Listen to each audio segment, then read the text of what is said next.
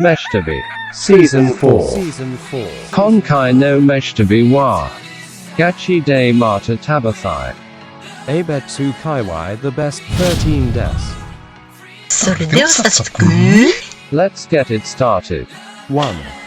Nishiki Machi Pizza de Sempre 住宅街にございます素敵なお気に入りピッツェリア。こちらは本格ナポリピザがいただけるお店。ミスタービーズの場合ピッツァはマルゲリータと決めています。いろんなお店で食べ比べやすいでしょ。マルゲは必ずあるから。はい、ピザの物差しはマルゲリータです。マルゲリータはイタリア版の日の丸弁当みたいなものですね。そうそう、国旗の色をイメージしたピザなんだよねって話ね。こちらの生地はもっちり具合が強めで美味しい。小麦の香りに甘み塩加減もちょうどいいんです。薪での釜焼きってことで焼き上がりが早いのなんの。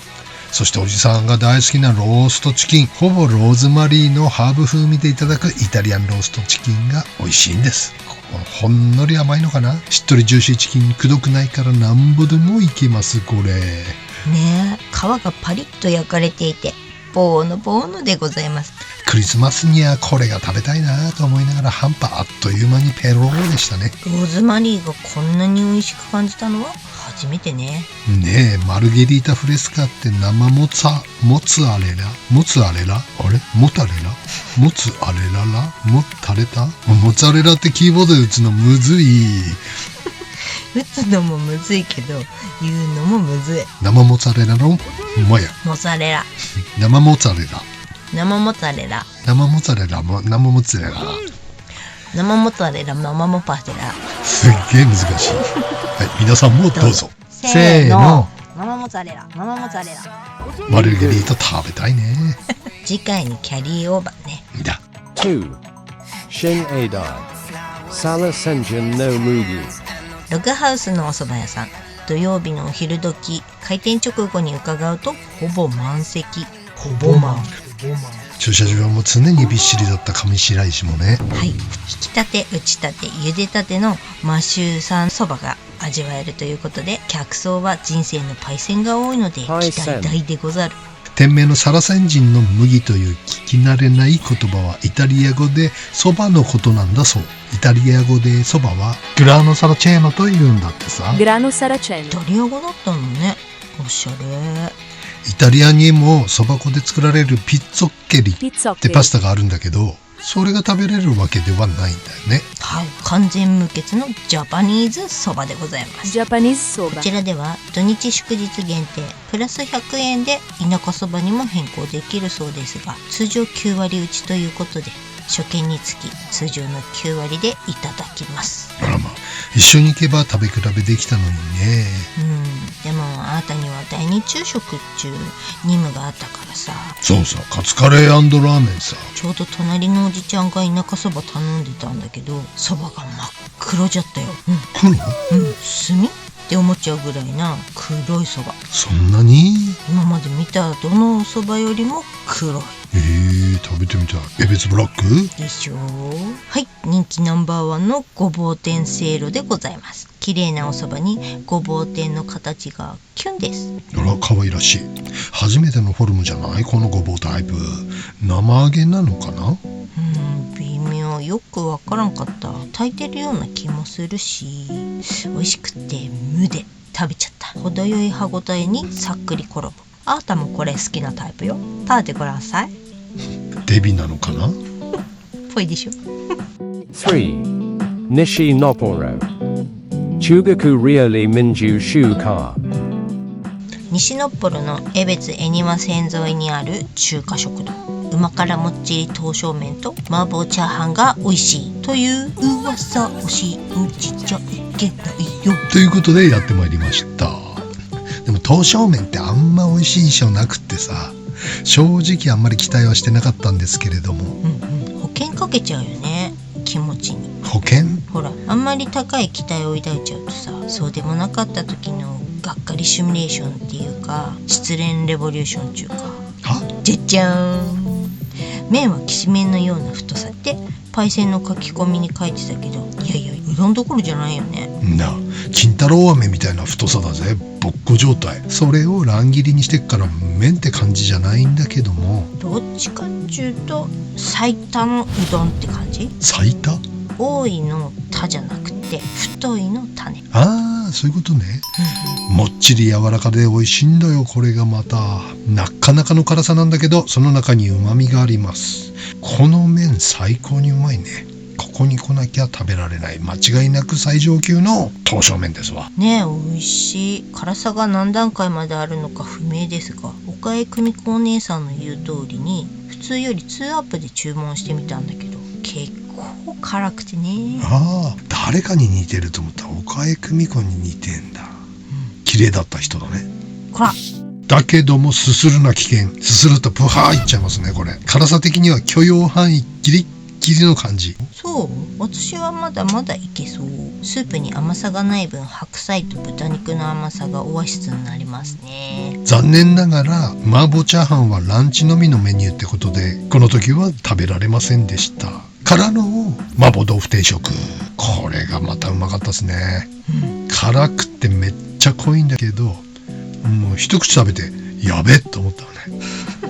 一口で茶碗一杯いけそうなぐらい濃い、辛い、でもうまいんだ。しょっぱいわけじゃないんだよね。ほんのりホワジャオが香っててしびれるほどじゃないんだけれども、それが辛さと甘さの絶妙な接着剤になっててさ。水炊きの柚子胡椒みたいな。そうそう。おでんにからしみたいな。そうそうそう。でも刀削麺の辛さに比べればちょい辛くらいな身のもんだね。違うない。違う。2アップの刀削麺は美味しくいただける義理の辛さでした。ノーマルがどれぐらい辛いのかわからないから、次回はノーマルでいってみよう。うちゃん久しぶりに滝のような汗かいてましたね。ああ、ゴルゴ13状態さ。汗だく鼻水ダラダラの液体のゴールドラッシュだ。もうファイターズティッシュ使いすぎ。民主主化にはシャワー室が必要です。あだね。4. Nobboro Cinnamon Bakery。 2005年からデニッシュ好きのご主人と奥様で営まれているパン屋さん。こちらは店内撮影禁止ということで、店内の映像はございません。はい、お気に入りをちゃちゃっと購入させていただきました。はい、まずはクロワッサン。ふわっと軽いクロワッサン。バターの香りを感じるもそんなにきつくないパリパリエアリークロちゃんです。かなり飛び散らかっちゃうけど、いつも屋外で撮影するから風で飛んでっちゃうね。はい、シナモンロールがヒボン。アップルの角切りが入ってて美味しい。これで以前もいただきましたでしょ。そうだっけ。シナモンもそんなにきつくない、甘すぎなくてちょうどいい、おっぱいみたいな柔らかさ。シナモンロールもおっぱいも大好きだ。アップルクイニーアマンはギトギト甘くなくっていいっすわ。めっちゃギントンのやつは歯にはっついちゃってめちゃめちゃギントンなんだよね。クイニーアマン。ギトギトギトギトギトギト。クロワッサンサクサクサクサクサクサク。リンゴリンゴリンゴリンゴリンゴリンゴリンゴリンゴ。そうなの、適量のコーティング。たまにギットギトのあるもんね。あ、サクサクサクか。まだやってんの。これは美味しいクイニーですね。さっくりリンゴはいっぱい詰まっててとても美味しい爽やかクイニー。人生で一番かぶりついちゃったクイニーアマンかも。わかる。アップルパイのような、ほぼアップルパイみたいなアマンだった。ねえ、シモン・アマンは引退したのかな。誰？オリンピックで金メダルを4個取ったスイスのジャンプ選手だけども。知らんがな。シナモンベーカリーのクイニーアマンみたいな名前ね。そうでしょ。5. Motomachi Sushi Show。 江別のお気に入り回転寿司といえば寿司ショーさん。初めて来た時握りのカウンターだった頃が懐かしいね。え、よかったのにね、前のカウンター席ね。というか区切られたスペースがなんとも検証生活のなすび気分。確かに。それにしても回転寿司も日に日に値上がり半端ないっすね。ご時世ですかね。ネタ的にもイカマグロともに今回はちょいとグレードダウンした感じがいたしました。美味しいけどね。でタッチパネルポチポチってたら変なやつ見つけたよ。なんだ、マグロに納豆が乗っかっちゃってるじゃないか。山かけならぬなっかけ。マグロも納豆も好きだけど一緒にしないでほしかった。なんか怖くて食べなかったけど、どなたか食されたことのある方いらしたら感想を教えてくださいね。山かけはなぜ山かけっていうか知ってる？山芋。正解。かぼちゃの天ぷら美味しかったね。近所の競合有名店も一応食べてみたけどね。やっぱり美味しいのは寿司匠さんでしたわ。めっちゃ混んでたけどね、鶏にとらん。ねえ、みんなやわしゃり吸うきつめが好きなんだね、きっと。そうなのかな。ふにゃしゃりは嫌だ。何でも硬いのが好きじゃ。あら、すいません。 6. Nishiki Machi Dorayaki Anzai。金土日の3日間しか営業していないレアなどら焼き屋さん。またしてもラムレーズンにはお目にかかれず、今年もフライングトホホでございました。ミスタービーズ改め学習能力なさすぎーずでございます。季節ごとの案はウェブサイトにも載っているので参考にしてみてくださいね。こちらのどら焼き、略してココドラは、札ドラみたいに言うな。生地は米粉も使われているようでもっちりしていて柔らかい。あんも生地も甘さ控えめのニュータイプどら焼き、3時のおやつにぴったりですね。焦がしバターは香ばしいバターの風味がいいですね。どっちかっていうとあんこは苦手のグリーン的にはリンゴが好きですね。 I like to be generous。 そのリンゴじゃないわ。もう12月入ったらまた出直していきましょう。もう12月の第2週からラムレーズン発売だよね。間違えないでね。私間違えないんで。7. ニューヨーク Oasa Koko Look Abetsu。2021年4月開業、ココルクエベツという高齢者向け住宅、障害者就労訓練グループホームなどが集まる一角にあります。日帰り温泉施設。江別はお風呂が集中してていいのね。ここの界隈に集まりすぎじゃないね。湯の花に玉浦と一丁角沖に3軒並んでる。風呂屋のかっぱ橋状態でございます。かっぱ橋。こちらはかなりコンパクトな温浴施設。これうちの風呂だったらいいのにな。いやいや、いくらコンパクト言ってもそこまで小さくないでしょう。まあサウナはマックス4人かな。水風呂はお一人様専用ですからね。まあ空いてるから問題ないけど、静かにのんびり過ごせていいですね。整いチェアも露天と宇宙にちゃんとあるしね。パラパラって人の入りでしたが、夜だからなのかな。前回湯の花さん行った時は連休ってのもあったんだろうけど、笑けるくらいの激混みだったのにね。いや、あの時はひどかったね。芋洗い状態とはまさにこれのことみたいな。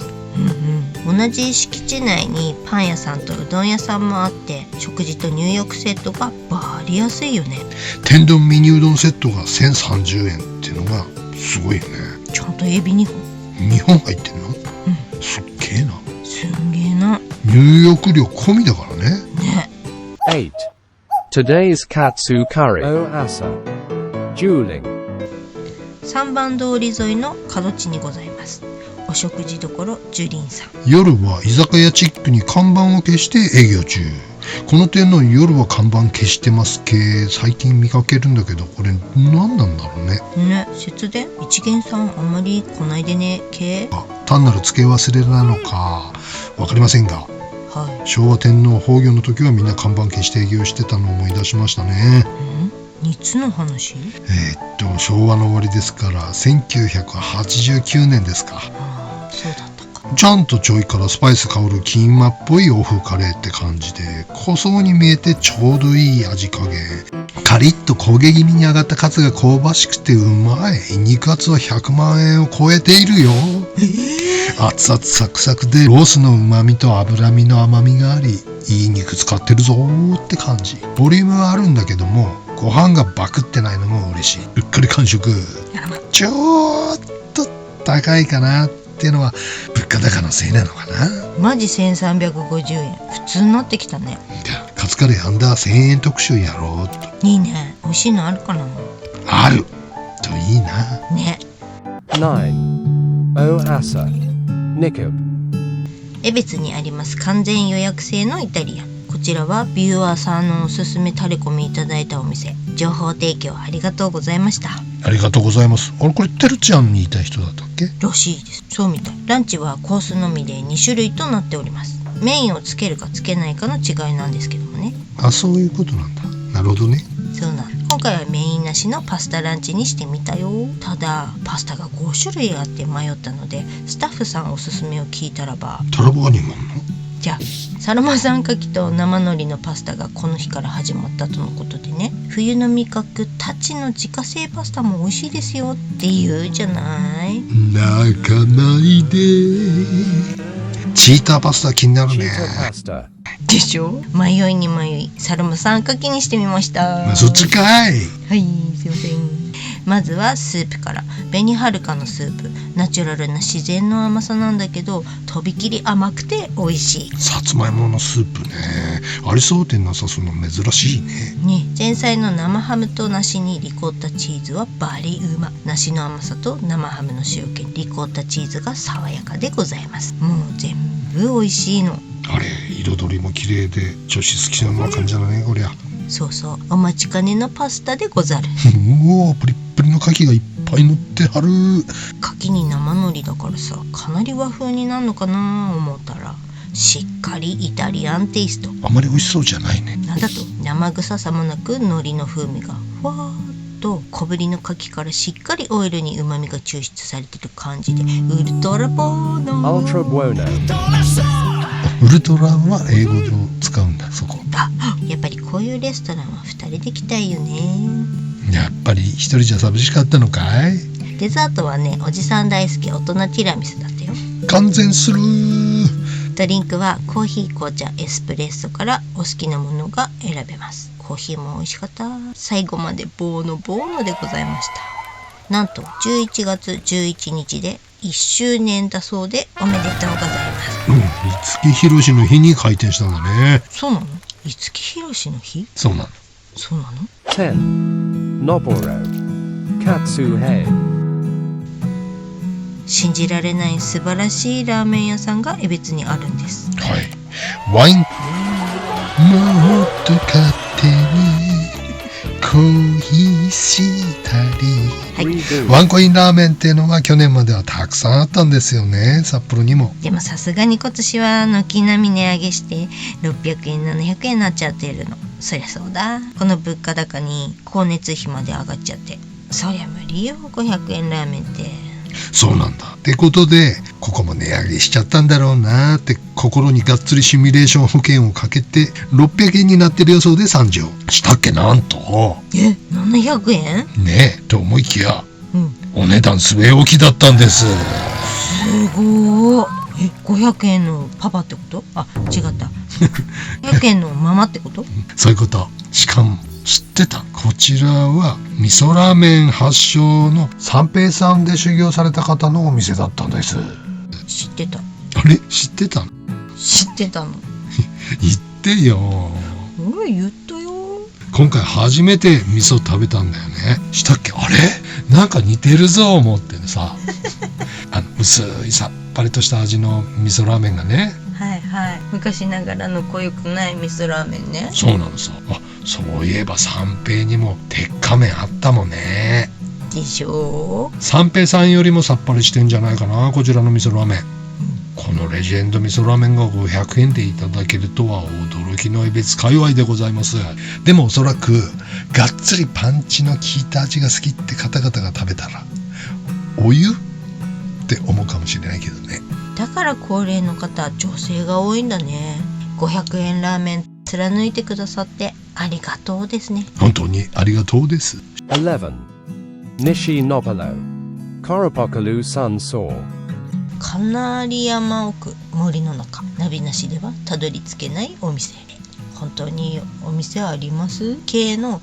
そうそう、山道をひたすら走っていくと、あらありました。めちゃめちゃ素敵なロケーション。飯旅ズ大好物系でございましたね。こちらは視聴者さんにタレコミいただいたお店。情報をいただきました視聴者さん、ありがとうございました。ありがとうございました。なんて言ったってクマが出てお隣のキャンプ場が閉鎖になってましたからね。ねえ、西のプロっておっかねえな。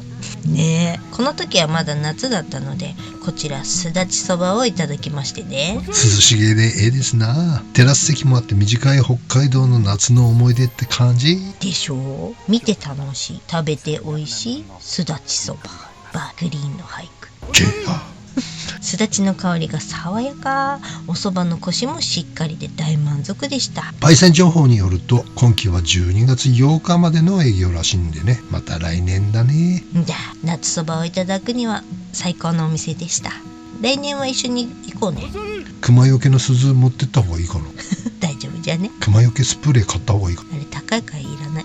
猟銃の免許取った方がいいかな。しつこい。12. Oasa. Dongri.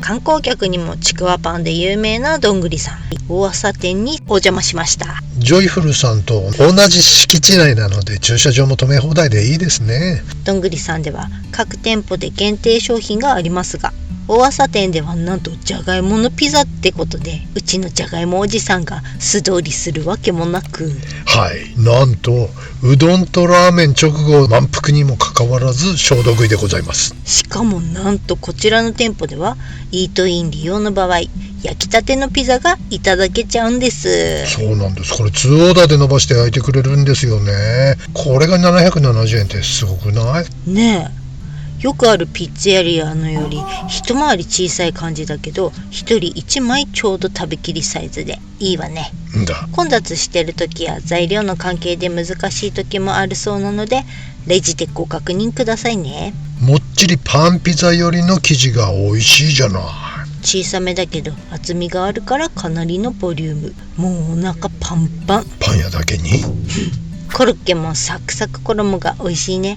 お弁当のおかずにもちょうどいい。今コロッケ特集でコロッケ食いあさってんだけど、普通に上位コロッケですわこれ。そしてどんぐりさん安い。ねえ。ありがとうございます。13. Nishi Nopano. La Forket. 久々の訪問。前回ギリギリ入れた感じだったので、今回は予約してお邪魔しました。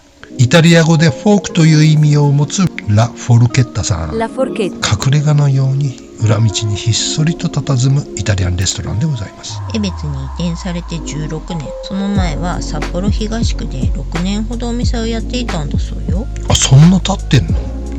知りませんでしたね。ってことは22年？もう老舗じゃないですか。そうなんです。静かなカントリーナチュラル系のレストラン。野菜やハーブなんかお庭で育てちゃってる系。味も超ナチュラルという点ではものすごく非凡なお店なんですよね。ドチピックスタイルダッチザスタイルという舌を噛みそうな名前ですが、噛んでます。前菜からパスタ、ピッツァ、デザートを自分好みチョイシング。アンティパストのお野菜たちは自家菜園で育てられたもの。フレッシュで体が喜ぶ感じのお料理ですよね。かぼちゃのスープがこんなに美味しかったのは生まれて初めてです。だからって皿舐めないで。舐めてないでしょ。舐めたいって言っただけ。あ、そっか。ちゃんとパンにこすりつけて食べたからね。はい、そうでした。自分ちなら完全に舐めてるけどね。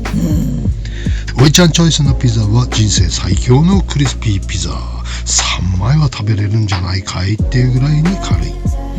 どっちかというとランチよりは酒向きのピザかな。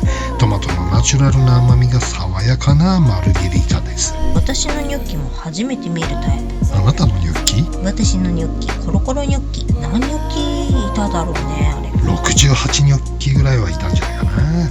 うち23ニョッキぐらいおいちゃんいただきましたけどね。ナチュラルなこんなにじゃがいもの味を感じるニョッキは初めてです。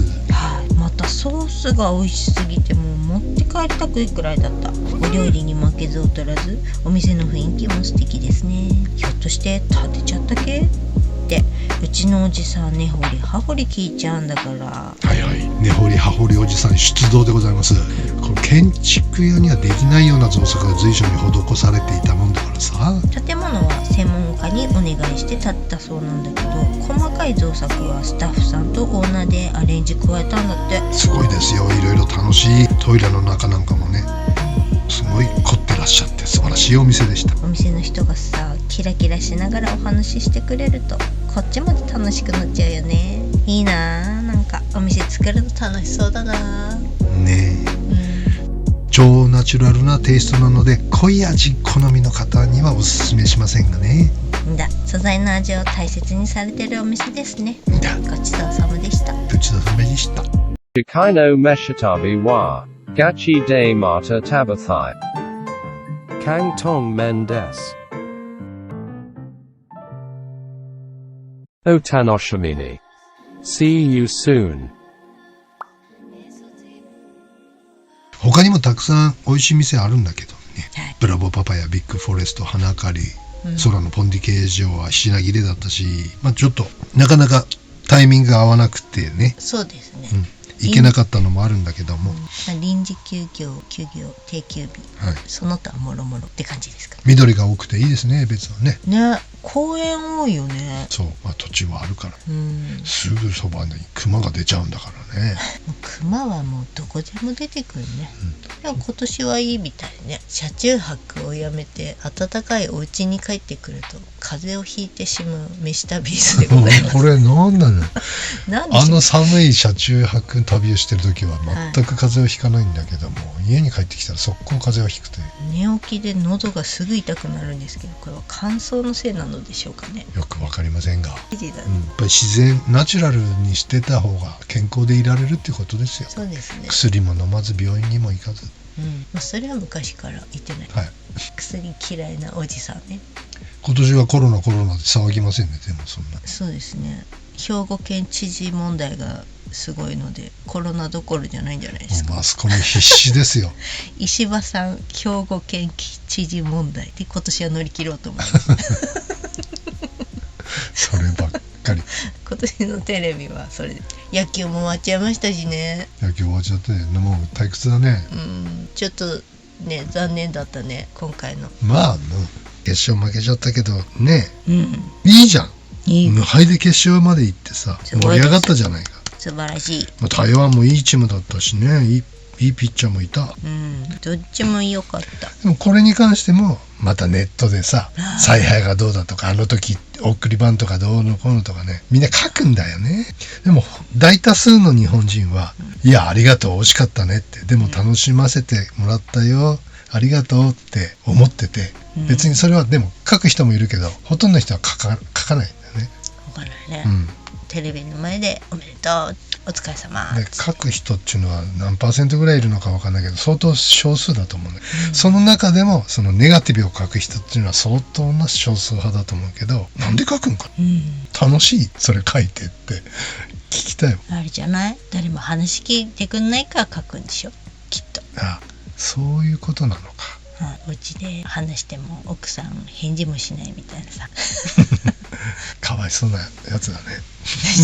部屋にこもってカチャカチャカチャカチャカチャカチャってそういう人たちの特徴、ネガティブ一辺倒、否定的な、ポジティブ発信ゼロちょっとでも笑顔で一日過ごしましょう。でもなんていうんだろうね、世の中にはネガティブが溢れてるからね。テレビつけりゃネガティブですからね、あんなの見ちゃいけません。そう、会社に行ってもネガティブだらけだ。そうね。仕事に行ってもネガティブだらけ。よくね。皆さんお疲れ様でございます。だからそれに巻き込まれてんだろうね、結局みんな。そっから抜け出す方法はネガティブを無視してポジティブに行くっていう手法をできずにいるんだね。コンクリートジャングルがどんどんネガティブを生み出しているんだな。すごいとぐろ巻いてるね、ネガティブはね。怖いね。もういいピッチャー入ったんだよ、日ハムに台湾から。本当。19歳だよね。楽しみ。すげえ楽しみだな、ピッチャー。来年ちょっと行こう、いい加減。試合。今日もランチ取材に行ってきます。今日私はカツカレー、いつものカツカレー今日のグリーンはうどん行きましょう。第1がカツカレー&うどんで、第2に、あれが入ってますよ、あなたの好きなバインミー。ポルタウにあるのバインミーでね、便器のね、ジェラートも食べようと思ったら、もう閉店されてました。マジで？残念です。パルコもずっと行ってない。てなわけで行ってまいります。行ってきます。